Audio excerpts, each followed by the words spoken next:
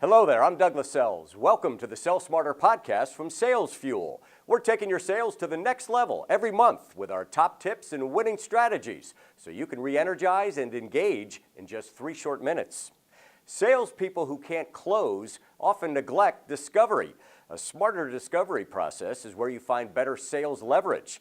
Knowing your client, a problem they need solved, or their aspirations is information discovered by asking smart questions and conducting research before the call, says SalesFuel CEO C. Lee Smith. Here are 2 such questions. What's their history with your company? Why aren't they already your customer? Has no one called on them, or did something go wrong in the past? Even if you discover past issues, you don't have to avoid pursuing that prospect. You just need to be prepared to overcome the past and demonstrate that you, your company, and your products are different than what the prospect experienced in the past. How important is your solution to the buyer personally?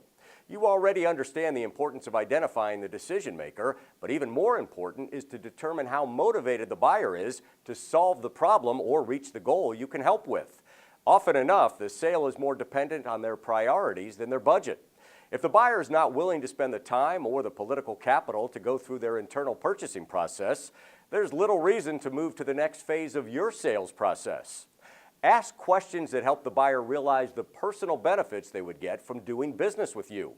You just might discover there's a bigger opportunity you haven't uncovered yet.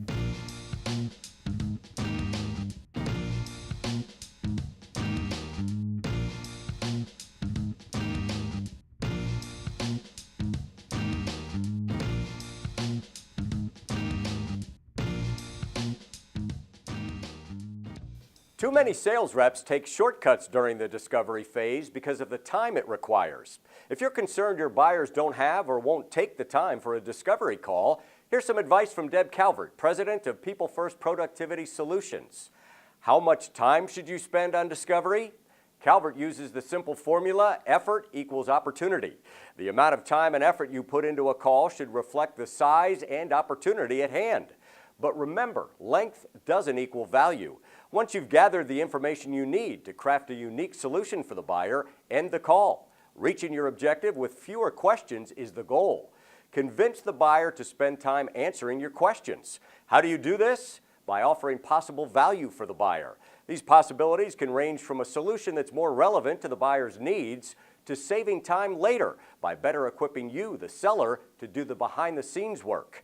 Show the buyer that you value their time and business, and they'll be more willing to give you both. That's it for this edition of the Sell Smarter podcast. Remember, you can always get more great insights every day at salesfuel.com and the SalesFuel mobile app.